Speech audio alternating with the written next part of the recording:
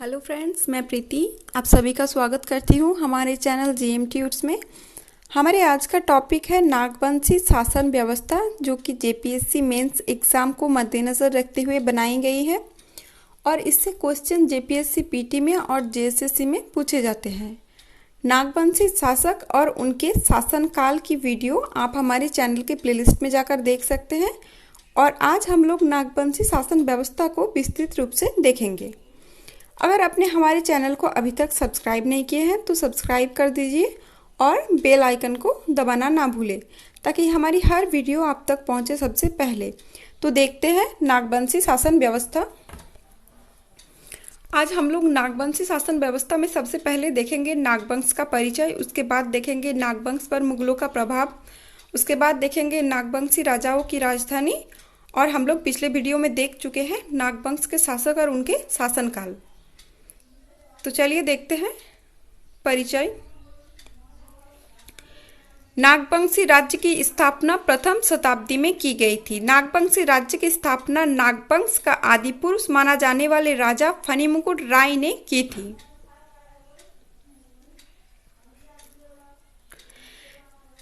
नागवंशी ईसाई युग की शुरुआत के बाद से छोटा नागपुर के शासक थे। पहले नागवंशी शासक फणिमुकुट राय का 64 ईस्वी में जन्म हुआ। फणिमुकुट राय पुंडरीक नाग एवं वाराणसी की ब्राह्मण कन्या पार्वती के पुत्र थे। इन्हें सूतांबे के पार्थ राजा मुद्रा मुंडा ने गोद लिया था। फणिमुकुट राय को एक सरोवर किनारे एक नवजात शिशु के रूप में पाया गया था। उस वक्त एक फनधारी कोबरा नाग इनकी रक्षा कर रहा था। कहा जाता है कि यही वो वजह है कि उनको और उनके उत्तराधिकारियों को नागवंशी कहा जाता है। फणिमुकुट राय का विवाह पंचेत के गोवंशीय राजपूत घराने में हुआ था। फणिमुकुट राय 83 ईस्वी से 162 ईस्वी तक शासन किया।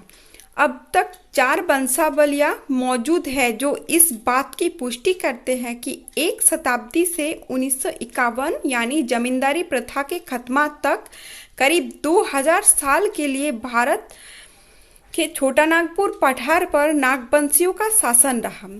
ये छोटा नागपुर पहाड़ नागवंश को विश्व में सबसे लंबे समय तक शासन करने वालों की सूची में ले जाने का पर्याप्त सबूत है, जिस सूची में बुल्गारिया के दुलो कबीले, इंपीरियल जापान की सभा और कोरिया के होंगवेंग राजवंश भी शामिल है।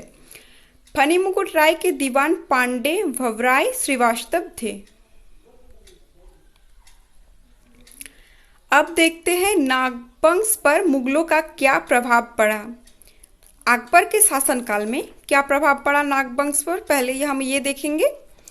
अकबर के शासनकाल तक छोटा नागपुर मुगलों का आधिपत्य के तरह नहीं आया था और नागवंशी शासकों ने स्वतंत्र शासन के रूप में इस क्षेत्र पर शासन किया था। अकबर को सूचित किया गया कि एक विद्रोही अफगान सरदार जुनैद करनानी छोटा नागपुर में शरण लिया है। इसके अलावा सम्राट भी इस क्षेत्र में पाए जाने वाले हीरे की जानकारी मिलने से भी आश्चर्यचकित था कि आखिर इस राजवंश में ऐसा क्या है कि इतना खजाना और प्राकृतिक सौंदर्य के होने के वजह से जब भी किसी वंश ने इन्हें अपने अधिकार में लेने के लिए आक्रमण किया तो उसे हार का मुंह देखना पड़ा।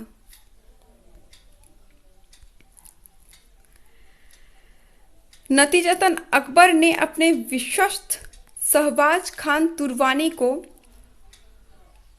छोटनागपुर के नागवंशी राजाओं की तत्कालिक राजधानी खोखरा पर हमला करने के आदेश दिए। उस समय राजा मधु सिंह 42वीं नागवंशी राजा के रूप में खोखरा पर शासन कर रहे थे। दोनों पक्ष में लंबे समय तक संघर्ष जारी रहा और अंत में नागवंशियों ने जान और माल की भारी नुकसान के कारण प्रजाहित देखते हुए सुलह कर ली और 6000 रुपये की राशि मुगलों को वार्षिक राजस्व के रूप में देय तय की गई थी। अब देखेंगे जहांगीर के शासनकाल में नागवंश पर क्या प्रभाव पड़ा। इतिहास में पहली बार ऐसे साक्ष्य मिले कि नागवंशी राजाओं को छोटा नागपुर पे राज करते वक्त किसी के अधीन रहना पड़ा। जहांगीर के शासनकाल के आगमन से नागवंशी राजा दुर्जन साल छोटा नागपुर में सत्ता में आए थे। उन्होंने सम्राट अकबर द्वारा तय किराए का भुगतान करने से इनकार कर दिया। जहांगीर ने खोखरा पर हमला करने के लिए इब्राहिम खान को आदेश दिया। इस आक्रमण का विवरण तुजुक-ई-जहांगीरी जहांगीर के संस्मरण में उल्लेख मिलता है।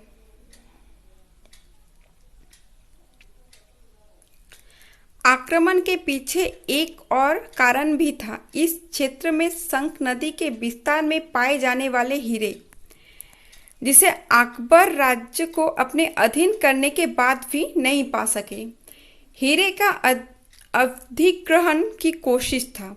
हीरे की अत्यधिक मात्रा में राज्य में प्राकृतिक उपलब्धता और हीरे की एक विशेषज्ञ होने की वजह से राजा दुर्जन साल को हीरा राजा के नाम से जाना जाता था। इस प्रकार छोटा नागपुर के राजा को वश में करने और मूल्यवान हीरे प्राप्त करने के लिए जहांगीर ने छोटा नागपुर पर आक्रमण करने का फैसला किया।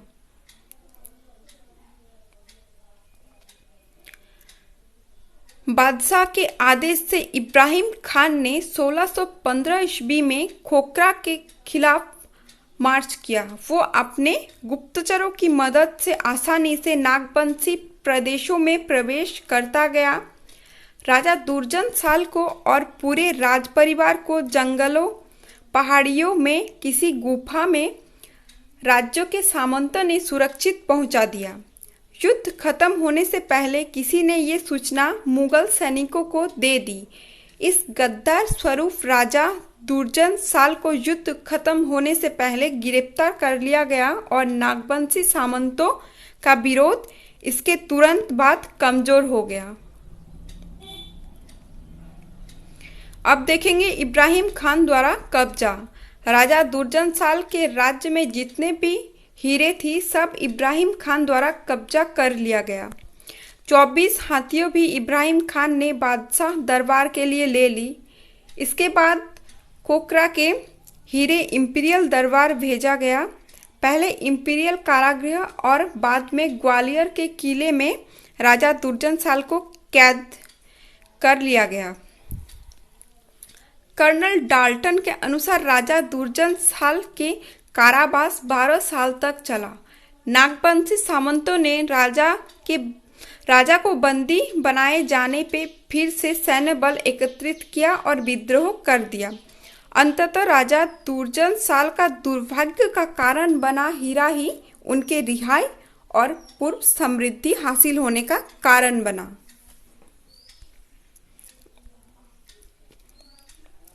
दो बहुत बड़े हीरे सम्राट जहांगीर के दरबार में लाया गया है।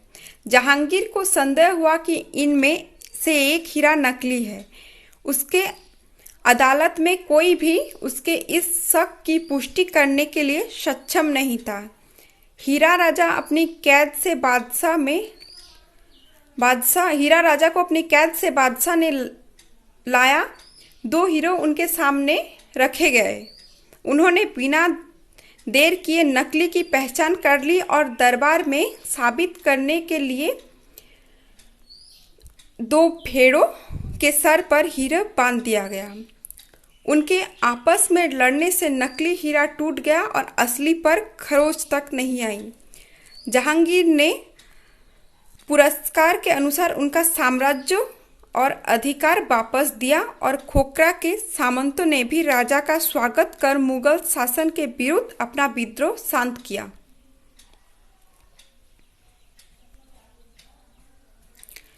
दोबारा खोखरा की गद्दी मिलने पे दुर्जन साल को महाराजा की उपाधि दी गई और उन्होंने अपना उपनाम में शाह जोड़ लिया।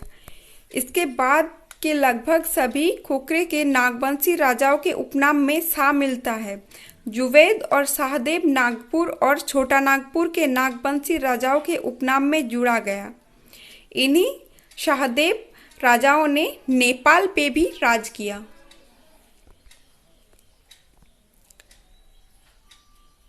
फणिमुकुट राय के राज्य में कुल 66 परगने थी। छोटा नागपुर में नागवंश की स्थापना मुंडा राजाओं की सहमति से हुई थी। इस राजवंश के पहले राजा फणिमुकुट राय को मुंडा राजा मुद्रा मुंडा ने गोद लिया था और अपना उत्तराधिकारी बनाया था। ये इतिहास में पहला मौका था जब किसी आदिवासी राजा ने गैर आदिवासी को उत्तराधिकारी बनाया। राजवंश तो बदल गया मगर शासन पद्धति नहीं बदली।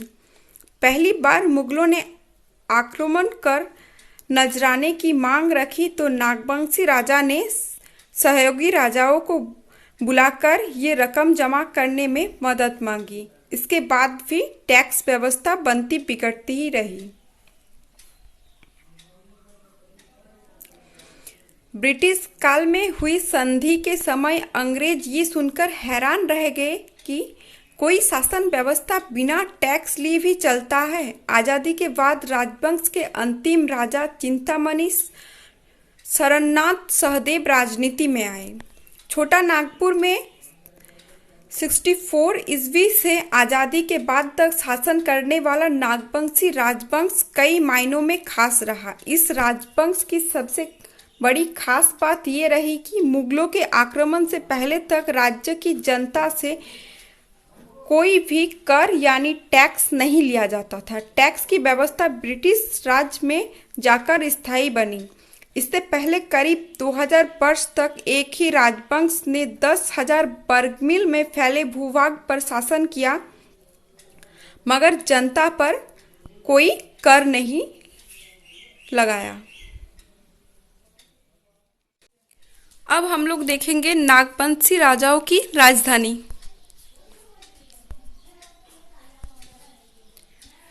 सुतियाम्बे राजा फणिमुकुट राय, चुटिया राजा प्रताप राय, खुकरा राजा भीमकर्ण, पालकोट राजा यदुनाथ शाह, डोईसा राजा दुर्जन शाह, पालकोट भैरव जगन्नाथ सहदेव। तो हमारे आज का सेशन इतना ही था। अगर वीडियो अच्छी लगी तो लाइक शेयर एंड कमेंट करें। Thank you.